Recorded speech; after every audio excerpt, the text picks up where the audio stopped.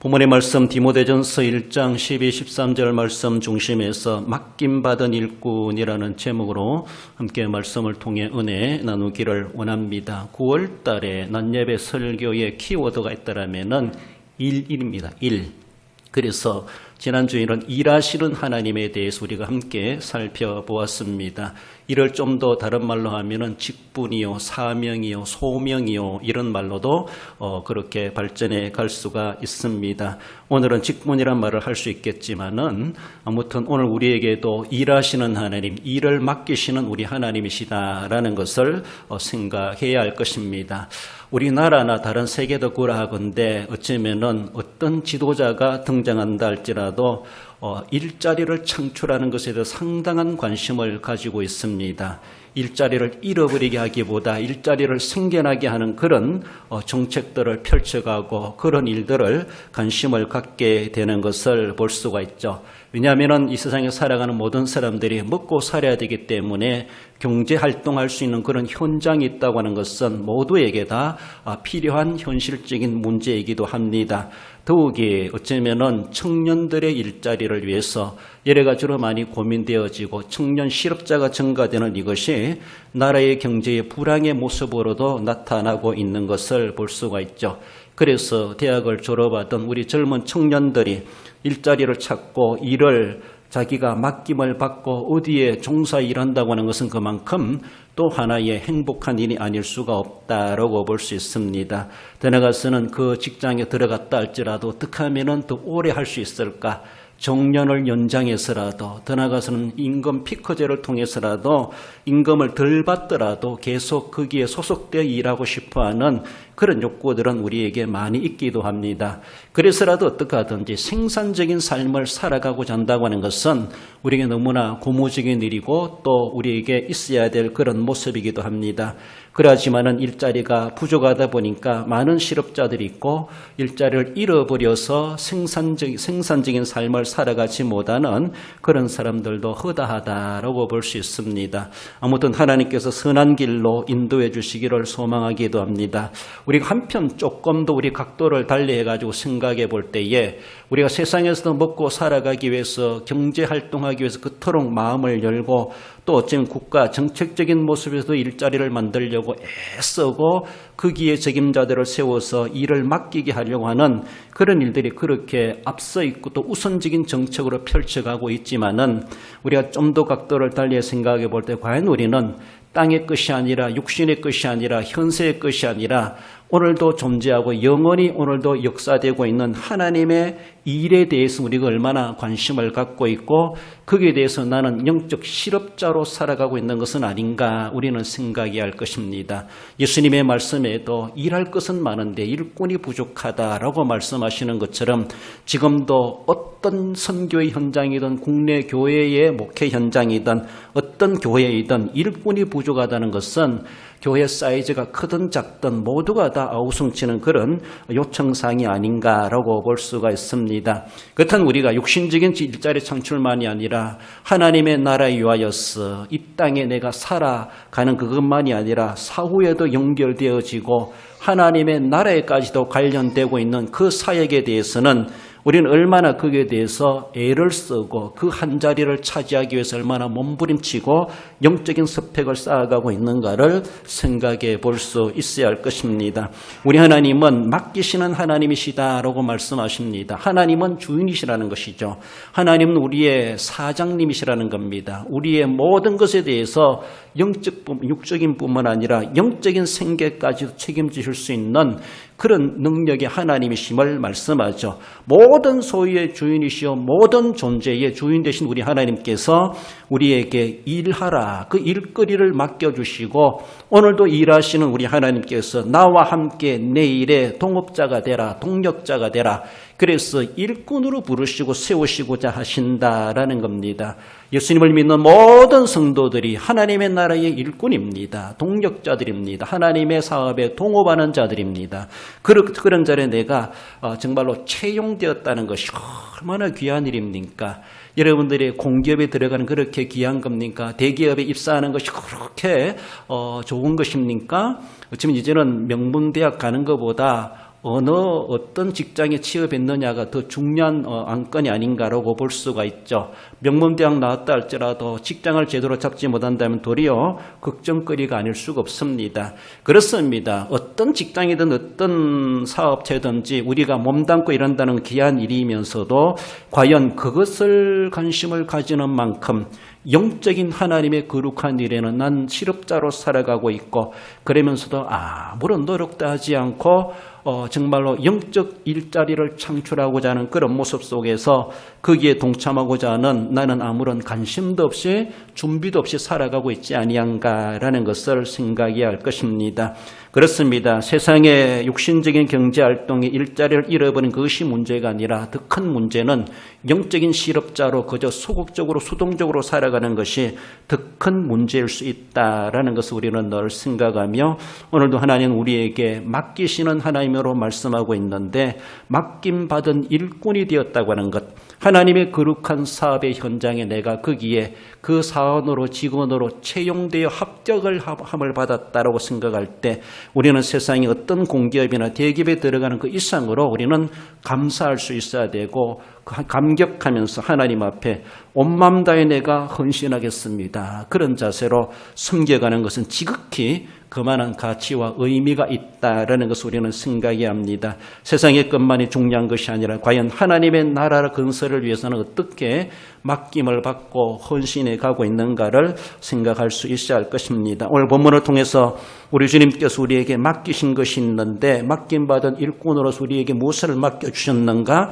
본문을 통해서 주시는 말씀을 생각해 볼 때 먼저는 능력을 맡기셨다라고 말씀하십니다.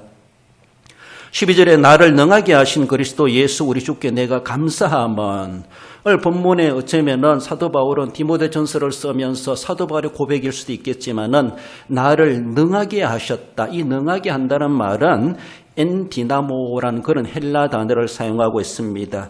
이 동일한 단어를 빌립보서 4장 13절과 연관되는 구절이라 할 수가 있는데, 내게 능력 주시는 자 안에서 내가 모든 것을 할 수 있느니라. 이 능력이란 말이 엔디나모, 동일한 단어를 사용하고 있습니다. 오늘 본문에 나를 능하게 하신 그리스도 예수 우리 주라고 말하죠. 이미 내게 능력을 주셨다는 겁니다. 내게 능력을 맡겨주셨다는 것이죠. 나는 그런 능력자가 아닙니다. 그렇습니다. 이 능하게 한다, 이 말 속에서 다이너마이트가 나오죠. 능력, 권능, 이런 말들이 나오죠.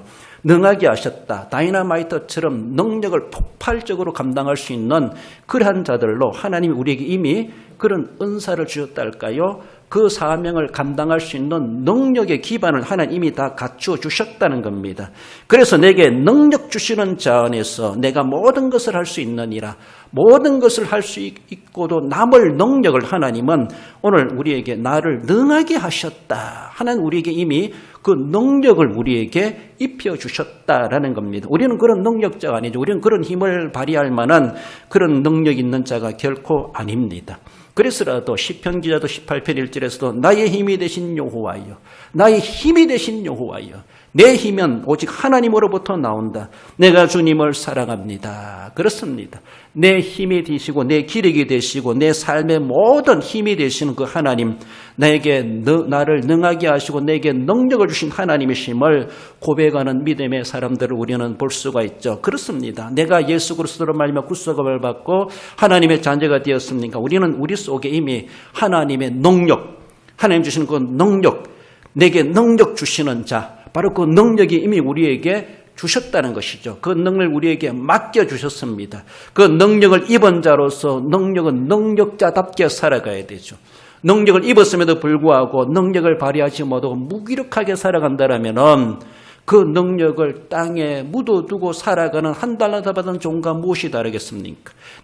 나는 내게 능력을 맡겼다. 그만한 능력의 달란트를 맡겼다. 그 능력을 너는 어떻게 사용했느냐라고도 주님은 우리에게 물으실 겁니다. 그 능력은 내 것이 아닙니다. 하나님이 내게 맡기신 것입니다. 우리에게 맡겨주셨습니다. 그 능력을 가지고 뭔가 할 수 있도록 하나님은 이 모든 인프라를 구축해 주셨다고 말할 수 있습니다. 앞서갔던 믿음의 선조들 보면은 모세나 여호수아나 사사들이나 선지자들이나 믿음의 사람들, 하나님 앞에 그렇게 쓰임 받았던 사람들, 그들이 무슨 능력이 있어가지고 그렇게 위대하게 들어 쓰임 받았겠습니까? 하나님 그들을 소명하시면서 그들로 하여금 모세는 모세 나름대로, 여호수아는 여호수아 나름대로, 여러 사사들은 사사 나름대로 어떤 적들과 대처하는 그런 가운데서도 남자이든 여자이든 어린이든 나이 적든 많든 어느 누구든지 하나님 그들에게 필요한 시시때 때 필요한 능력을 그들에게 주시는 것이죠. 여러 선지자들의 그런 능력을 주셔서 하나님의 계시를 깨닫게 하고 알게 하고 하나님 능력 주시는 대로 그렇게 활동을 하게 하셨습니다. 하나님께로부터 받은 능력의 달란트를 나는 지금 어떻게 관리하고 감당하고 있는가 우리는 돌아볼 수 있어야 되죠. 우리 신앙생활이라고 하는 것은 능력입니다.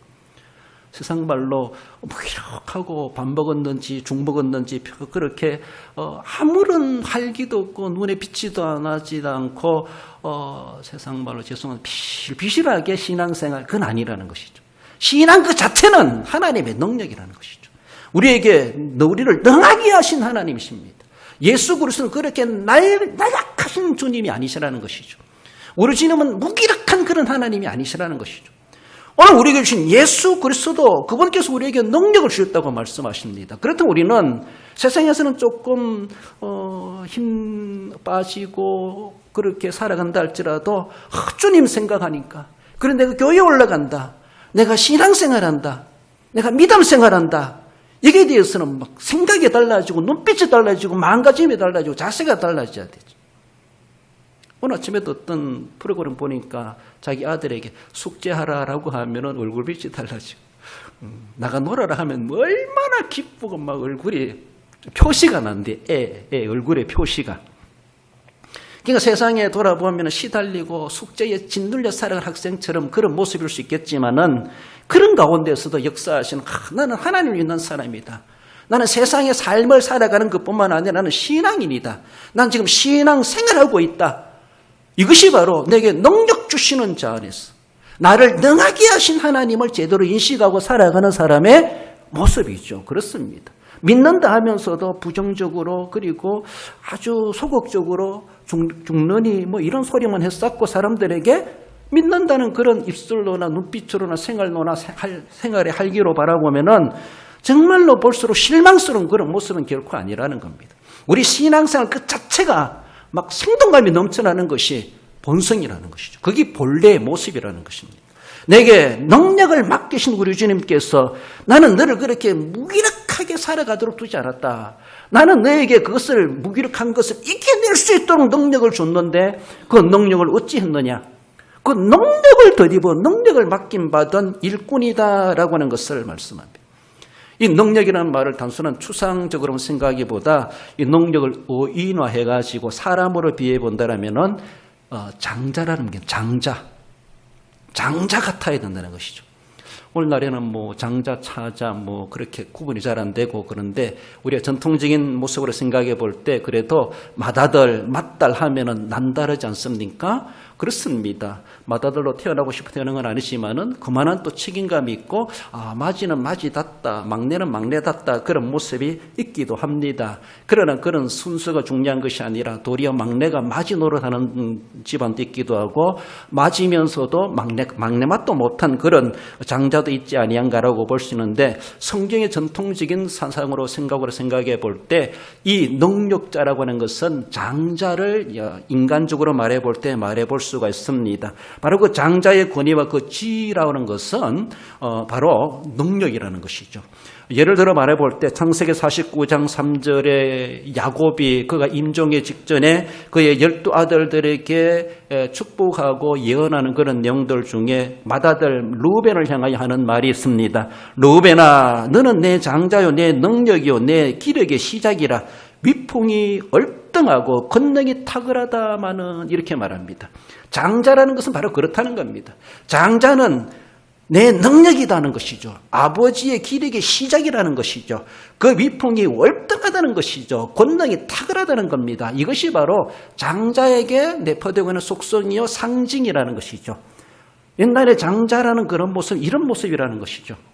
그래서 장자의 명분을 얻기 위해서 야곱도 애쓰를 능가해가지고 그것을 가로채려고 했던 것을 볼 수가 있죠. 장자라는 것은 영적인 모습에서 그만큼 하나님의 권세 있는 자로 하나님이 세우신다고 하는 것을 볼 수가 있습니다. 우리에게 주신 것은 하나님은 우리를 하나님의 나라의 장자로 삼아주시다. 나는 너에게 능력을 맡겼다라고 하는 것은 그저 수동적으로 뒤따라고 남 하니까 하고 남이 시키니까 하고 그런 자리가 아니라는 겁니다. 그런 신앙생활, 그런 일꾼이 되어서는 안 된다는 겁니다. 장자는 책임이 있죠. 아버지를 대신할 수 있습니다. 그렇지 않습니까? 아버지 요구 시에 아버지 노릇해야 되는 겁니다. 집안의 모든 일을 통솔해 갈 수 있고 이끌어갈 수 있어야 됩니다. 그 모든 경제적인 문제라도 책임을 질 수 있어야 됩니다. 이것이 하나의 전통적인 장자의 모습이라 말할 수 있습니다. 이미 하나님께서는 예수 그리스도로 말미암아 로마서 8장 29절에 보면 많은 형제들 중에 마다들이 되게 하셨다. 그렇게 말씀하십니다. 우리는 예수 그리스도의 거룩한 형제들과 다를 바가 없는 그런 모습 속에서 그의 첩부활에 동참하는 자들로서 우리도 영적으로 그리스도의 마다들의 성품을 가진 자로서 그 영적 DNA를 받은 자로서 우리도 이 세상에 살아가면서 마다들과도 같은 맏딸과도 같은 그 역할을 우리가 감당하도록 하나님 우리에게 나를 능하게 하셨다는 겁니다. 너는 이 집안의 장자다. 넌 이 집안의 맏딸이다. 이렇게라도 하나님 우리에게 삼아주셨다는 겁니다. 그러므로 나는 형들이 있는데 이런 모습이 아니라는 것이죠.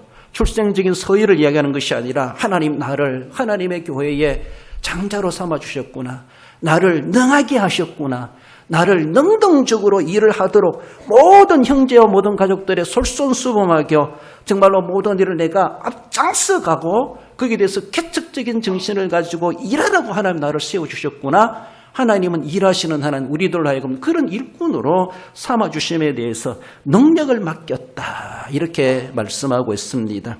그러니까 우리는 얼마나 하나님 앞에 내가 하나님 앞에 맡김을 받은 능하게 하신 그대로의 삶을 살아가고 섬겨가고 있는가.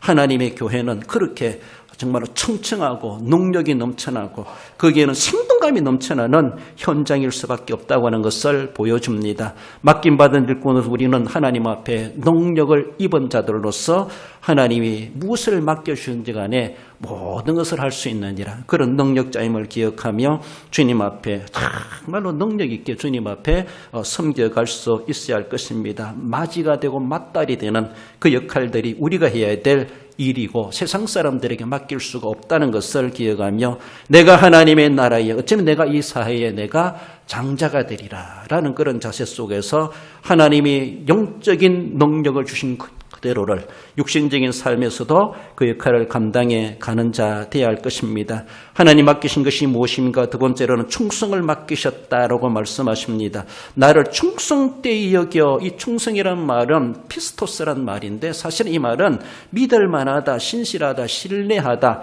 신임한다. 이 믿음이란 말이 내포되고 있습니다. 그래서 동일한 말씀으로 바라볼 때 고린도전서 4장 2절에 보면 그리고 맡은 자들이 구할 것은 충성이니라. 이 충성이라는 말이 피스토스란 말이랍니다. 정말로 하나님께 믿을 만한 자가 되는 믿을 만한 자가 나는 너를 신뢰한다 신임한다 이것이 충성이라는 것이죠. 믿을 만하도록 섬기라는 겁니다. 계시록 2장 10절 하반절에 내가 죽도록 충성하라 여기도 피스토스입니다. 네가 죽도록 충성하라 죽을 때까지 죽도록 하나님 앞에 믿을 자가 되라 믿을 자가 되라 하나님이 신뢰하는 자가 되라 그리하면 생명의 면류관을 내게 주리라 말씀하십니다. 그렇습니다. 하나님은 우리를 믿어주셨습니다. 우리를 뭐 보고 믿어주셨겠습니까? 사도 바울도 나는 과거에 핍박자의 비방자의 교회를 박해한 자였는데 하나님 내게 긍휼을 입혀주셨다. 하나님이 날 뭘 보고 믿어주셨는가? 뭘 그렇게 충성할 것을 믿어주셨는가? 하나님은 발등 지키는 건 아닌가? 이렇게 생각할 정도로 나 같은 것이라도 하나님이 나를 그렇게 믿어주셨다는 것이죠. 여러분 우리가 사람을 믿어준다는 것이 얼마나 귀한 힘이 나는지 모릅니다. 아무리 해도 사람들이 자꾸 의심을 가지고 이상하게 보면요 힘이 빠집니다. 안 하고 싶어요. 그래서 오는 말이 과에 가는 말이 곧다는 것처럼 나를 믿어줄 때 나도 믿을 수 있는 행동을 하게 돼 있고 삶을 살아가게 되고 그만큼 신뢰관계가 형성되는 것을 볼 수가 있죠. 하나님은 우리를 못 믿을 존재지만 그러나 나는 믿겠다. 나는 너를 믿겠다라는 것이죠. 군에 가니까 거울 옆에다가 나무 조각으로 글씨를 쓰는 조국은 그들을 믿는다 이런 말이 있어요. 조국은 그들을 믿는다. 요새는 뭐 국민은 거대를 믿는다 이런 말이 있다는데 거대를 믿는다는 것이죠. 아, 나는 나라가 조국이 나를 믿어주는구나. 나는 조국을 실망케 하는 자가 되지 말아야지. 이 얼마나 큰 부담스럽습니까? 그러니까 믿어준다고 하니까 함부로 행동도 못하고 믿을 행동을 할 수밖에 없습니다. 좀 안 믿어주고 저놈은 내놓은 자식이야 라고 하면 또 내놓게 살아가겠는데 믿어준다고 하니까 그만큼 부담스러운 것이죠. 그만큼 또 믿음의 삶을 살아가게 돼 있어요. 세상에서도 조금 세상에 떠도는 그런 친구들 놀면 나도 그런 인생이 될 수밖에 없지만은 그래도 능력 있고 공부 잘하고 착하고 그런 사람들 친구를 사귀면 나도 모르게 그렇게 착하게 물들어 줄 수 있는 것처럼 하나님이 나를 믿어주신다니까. 안 믿어주고 탕자 취급하신다면은 뭐 아무렇게 살아가도 그 인생은 실패작이 될 수밖에 없겠지만은 하나님은 나는 실패할 수밖에 없는 인생임에도 불구하고 아무데도 쓸모없는 사도 바울이 말하는 나는 비방자요, 박해자요, 폭행자요 그런 자임에도 불구하고 내게 긍휼을 입혀주셨다는 것에 대해서 어찌 하나님이 나 같은 것을 믿어주실까? 여러분들은 나니까 믿어주시지 그렇습니까? 그렇게 당당하십니까? 우리 그렇지 않습니다. 사도 바울만큼이나 우리는 하나님 앞에 배신자가 아닌가 생각해 봐야 돼. 사도 바울만큼이나 하나님의 교회를 힘들게 한 자는 아닌가를 생각해 봐야 돼. 사도 바울만큼이나 교회를 핍박하고 믿는 자들을 괴롭혔던 그런 우리의 모습은 아닌가를, 우리 주님의 속을 썩이게 만들었던 탕자나 다를 바가 없는 우리의 삶은 아닌가, 지금도 그 삶을 살아가고 있는 것은 아닌가를 생각해 봐야 돼. 그럼에도 불구하고 우리 주님은 나는 너를 믿는다. 나는 너를 믿어준다. 나는 너를 믿겠다. 지금 그렇할지라도 난 앞으로 너가 잘 될 것을 믿겠다. 앞으로는 회개하고 돌아와서 충성할 것을 믿는다. 그렇습니다. 주님이 실망하는 기간이 더 길어지고 나를 믿어준 충성하는 기간이 짧다 할지라도 주님은 그 짧은 그 시간을 하나님은 믿어주십니다. 실망의 시간의 세월 대비 더 수십 년 흘러간다 할지라도 1년간 아니 단 하루라도 네가 믿음의 행동을 한다는 것을 소망을 가지시고 우리 주님께서는 나를 충성되이 여기셨다라고 말씀하십니다. 나를 믿어주시겠다라고 말씀하십니다. 그래서 우리는 맡은 자로서 우리 하나님 앞에 내가 믿음을 보여드려야지. 충성밖에 없다는 것이죠. 구할 것은. 하나님이 믿을 수 있는 자로 만들어지고 내가 행동해야 된다는 것이죠. 내가 하나님이 믿을 수 있는 자로 내가 그렇게 섬겨갈 때에 생명의 관을 주리라. 우리 하나님 우리에게 그렇게 약속까지도 해주십니다. 얼마나 그 하나님을 믿도록 행동하는 삶이 결코 허무한 인생이 아니라는 것입니다. 세상에서 줄 수 없는 하나님이 주시는 보상이 영원한 하나님 나라에서 생명의 멸류관을 주리라고 말씀하지 않습니까? 그렇습니다. 충성이란 말도 어찌면 또 추상적인 단어라고 할 수 있는데 그걸 또 의인화해가지고 이야기 적용해 본다라면 저는 모세를 떠올립니다. 모세. 민수기 12장 7절에 보면은 내 종 모세는 그렇지 아니하니 그는 내 온 집에 충성함이라고 말하고 있습니다. 이걸 히브리서 3장 2절에서도 그렇게 말해주고 있지 않습니까? 모세는 하나님의 온 집에 대해서 충성했다 이렇게 평가하고 있습니다. 충성된 일꾼 대표적인 모델이라면 모세라고 말할 수 있습니다. 능력하면 장자를 떠올리고 장자같이 내가 섬겨가지 한다라면 충성이라고 하면 우리가 대표적인 인물로 모세만이 아니겠지만은 모세를 떠올릴 수 있지 않겠는가. 모세만큼 모세처럼 내가 하나님 앞에 충성해야지. 하나님 앞에 신뢰받는 자가 돼야지라는 그런 자세가 필요하다라는 것이죠. 모세만큼 하나님과 가까이 대면하여 만난 사람이 없다 이렇게 표현합니다. 성경상에 이 세상에 인간으로 태어나서 하나님을 제대로 만난 사람이 모세만큼 있겠는가. 모세가 가장 가까이서 하나님을 대면했다 이렇게도 보여주고 있습니다. 그렇습니다. 그러므로 모세는 어떻게 하나님 충성했습니까? 어쩌면 하나님도 이스라엘 백성들이 광야 우상숭배해가지고 내가 쟤를 다 죽여버리리라 하나님 멸망시키리라 했지만은 모세는 출애굽기 32장 하나님 저희들을 죽이시기 전에 하나님이 기록하신 책에서 내 이름부터 지어주소서. 어찌 그들이 이 광야에 인도해 내가지고 그들을 죽게 하십니까? 아무리 죄를 지었다 할지라도 우상숭배했다 할지라도 하나님 죽일 수가 없습니다. 하나님 나를 봐서라도 살려주시옵소서. 저들을 죽이시기 전에 내 이름부터 지어주시옵소서.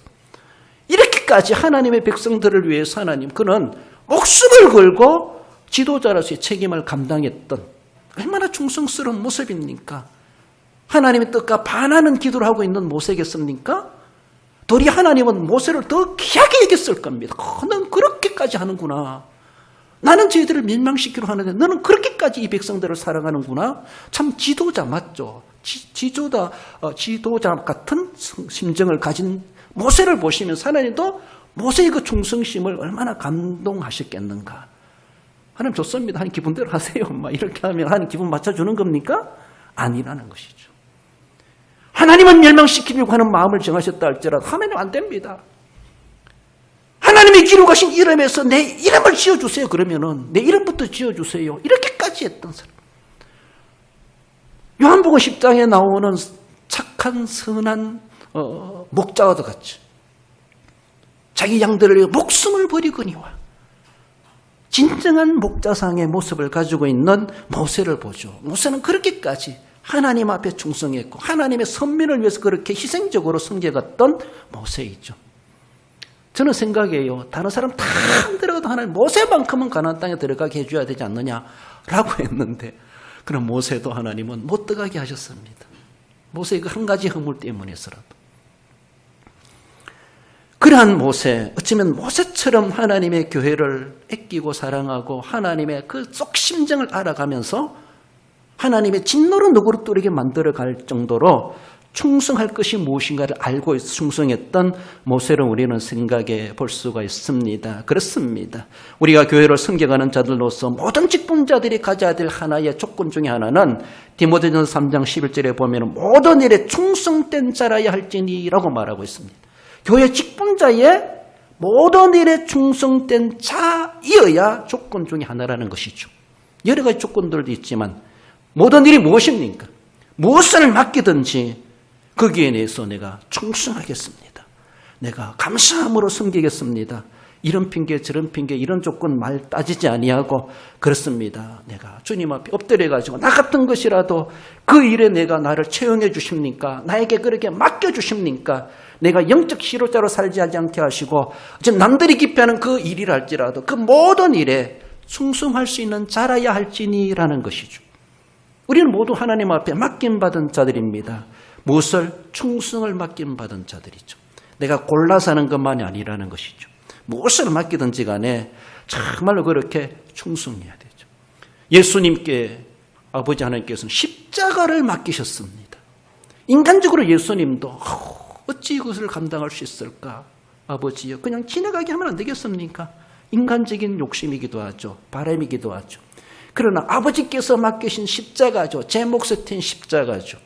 그 예수님께서는 아버지의 원대로 하시옵소서 기꺼이 온 마음 다하여 목숨 다하여 십자가에 매달으시면서 우리의 대속의 제물이 되시면서 우리 하나님 아버지 앞에 아들로서의 충성하셨다라는 것을 성경은 말씀하십니다. 예수님이 십자가의 구속의 그 은혜로 말미암아 우리가 구원함을 받고 하나님의 자녀가 되는 구원의 길을 완성해 주셨다는 것이 얼마나 귀한 일인지.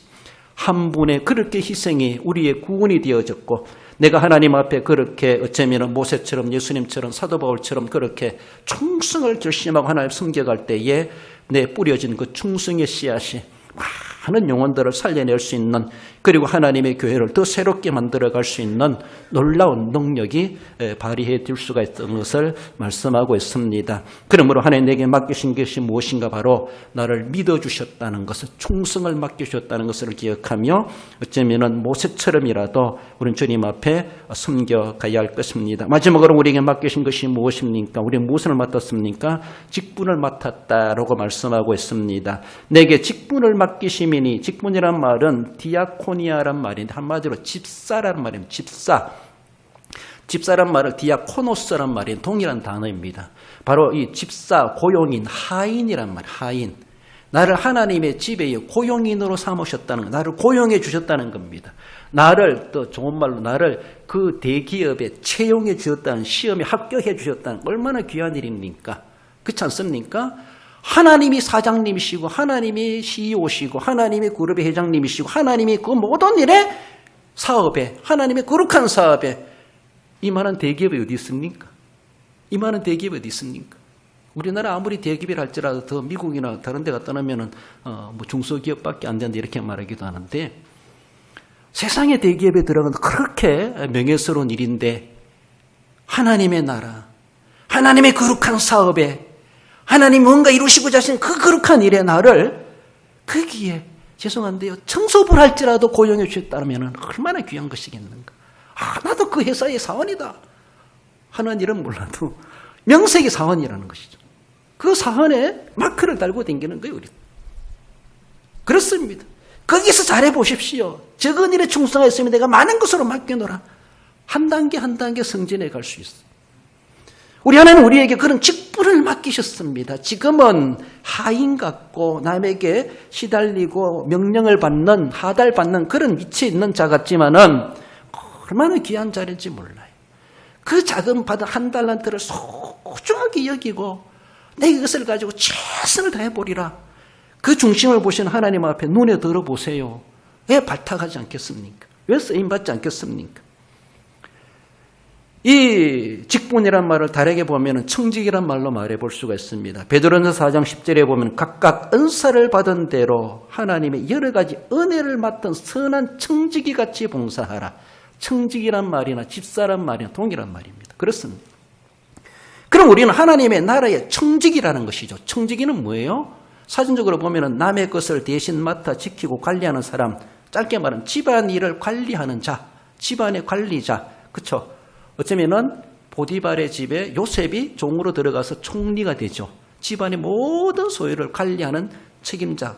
자기 것이 아니지만 주인의 명을 따라서 집안 살림살이를 책임지는 자, 관리자, 청직이다 이렇게 말할 수가 있습니다.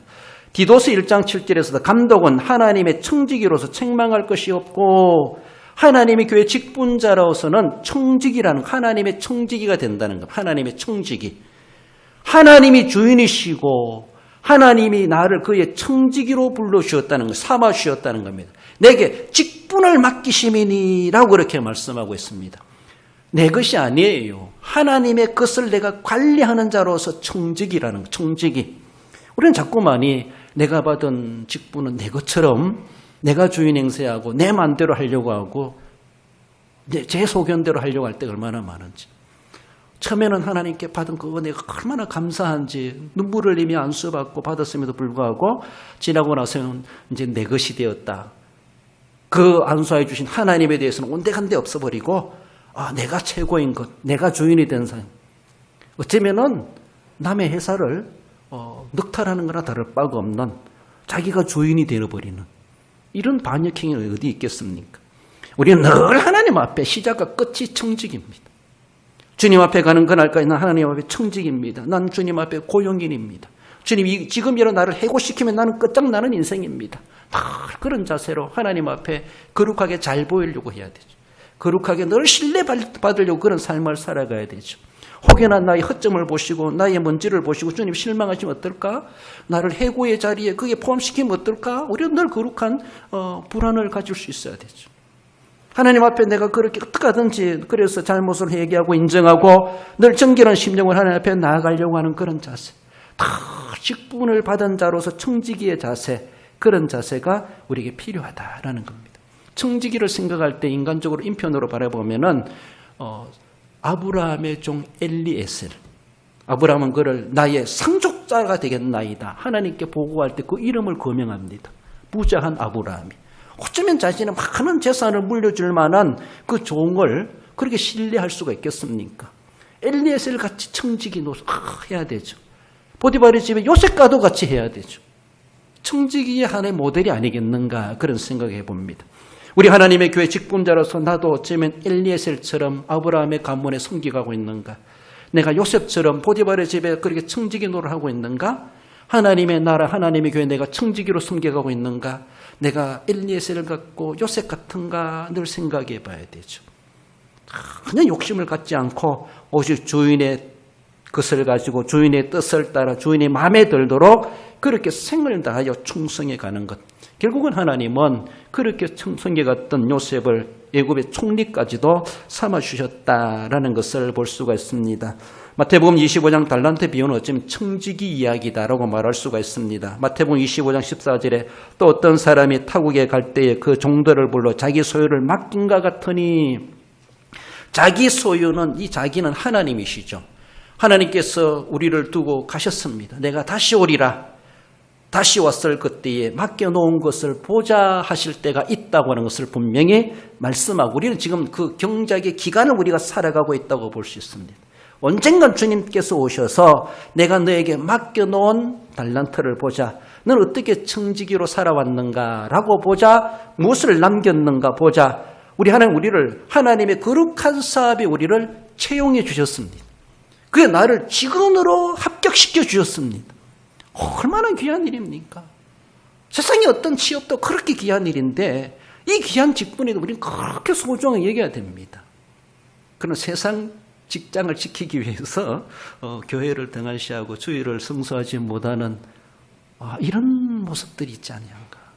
그 유혹에 넘어가가지고 하나님 나 직장 잃어버릴지라 나는 주의를 지키겠습니다. 막 이런 자세. 금사님 기도했던 것처럼 주의를 성수할 수 있는 직장을 주시옵소서라고 기도하시는 것처럼 얼마나 귀한 기도인지 몰라요. 하나님 내게 주의를 성수할 수 있는 직장을 주시옵소서. 대기업, 공기업 중요한 것이 아니라 무슨 일을 하더라도 내가 하나님을 제대로 섬길 수 있는, 하나님의 나라의 청지기 노릇 제대로 할 수 있는 그 일을 주시옵소서. 저도 그런 기도했는데 그러다 보니까 목회자가 됐습니다. 언제라도 교회가 보려면 난 갈 수 있는 그 일을 하게 해주시옵소서 이랬습니다. 그러다 보니까 이렇게 되는지 모르지만은 목회의 일만이 아니죠. 일상적인 평신도로 살아가면서도 난 하나님의 나라의 직분자다. 하나님이 언제라도 부르시면 여기 있나이다. 주님 앞에 나아갈 수 있어야 되죠. 하나님 우리에게 맡기신 것이 있습니다. 오늘 본문에 그 종들을 불러 자기 소유를 맡긴가 같으니, 그 자기 소유를 무엇을 맡겼겠습니까? 우리 주님은 가시면서 지상의 교회를 맡기셨습니다. 지상에 하나님의 구원받을 수많은 영혼들을 우리에게 맡겨주시고 가셨습니다. 그들을 불러오너라, 그들을 찾아오너라, 우리에게 복음의 진리를 맡기셨습니다. 자기 소유, 주님의 소유는 그것입니다. 그 소유를 우리에게 맡겨주셨습니다. 그리고 내가 올 때까지 잘 관리해라, 잘 사용해라, 부지런히 그것을 갈고 닦으라. 우리 주님 오시는 그날까지 하나님의 나라 확장되어지도록, 어쩌면 넓게 보면 선교라고 말할 수도 있고 교회라고 말할 수가 있고 또 네 번째 우리 직분이라고 말할 수가 있습니다. 하나님의 나라 확장을 위해서 오늘도 우리가 맡김받은 자들로 하나님이 오시는, 주님 오시는 그날까지 최선을 다해서 청지기로서 섬겨가야 될 것을 말씀하십니다. 그렇게 섬겨갈 때 엘리에서는 아브라함의 상속자로 등극할 만큼 그런 인정을 받지 않습니까? 요셉은 애굽의 총리가 되기까지 인정하고 발탁되지 않습니까? 하나님 나라의 구전 일이랄지라도 청지기 노릇 잘 해보세요. 하나님 나라 갔을 때에 어떤 면류관을 받을지, 남들이 생각하지 못했던 그것, 이 세상에 살아간 흔적 그대로 하나님은 갚아주시는 우리 하나님, 결단코 우리의 수고가 헛되지 않다는 것을 말씀하십니다. 사도 바울도 나는 그렇게 핍박자요, 박해자요, 비방자였음에도 불구하고 내게 이렇게 긍휼을 베풀어 주신 것 그것만 생각하니까 내 온 마음 다하여 주님 앞에 내가 충성을 해도 다 갚을 길이 없다고 하는 것을 생각하며 하나님께 거룩하게 빚진 자로서, 이방인들에게 빚진 자로서 그 마음을 가지고 열심히 다른 박질에 갔다고 하는 것을 말씀하고 있습니다. 우리 성도 여러분 말씀을 맺습니다. 우리에게 맡기신 일꾼 된 자로서 하나님 맡겨주셨는데 하나님께서 맡기신 능력대로 사명을 장자같이 감당해 가야 할 것입니다. 그렇습니다. 나아가서는 믿어주신 대로 주님을 실망케 하지 말고 처음과 끝까지 하나님께 신뢰받고 인정받고 정말로 한 자리 올라가니까 하나님도 몰라보는 그런 모습이 아니라 주님 앞에 청지기의 자세로, 하나님 앞에 은혜에 감격하는 그런 자세로 섬겨가야 할 것입니다. 선택받았다는 그 자체가 얼마나 귀한 것인지, 나를 그렇게 청지기로 삼아 주셨구나, 내게도 귀한 달란트를 주셨구나, 많고 적음을 떠나서 내게도 한 달란트 주신 것 감사합니다. 하나님 앞에 내가 받은 만큼이라 최선을 다하리이다. 주님의 마음과 뜻을 새겨가며 주님 오시는 그날까지 1분 1초도 게을르고 할 수 없이 늘 겉면 성실하게 주님 앞에 충성할 수밖에 없다는 것입니다. 맡김받은 대로 그래서 남겨서 주님 앞에 귀하게 칭찬받으시고 하늘의 상급도 소망하게 합당한 우리 모든 성도 여러분들 되시기를 주님의 이름으로 축원드립니다.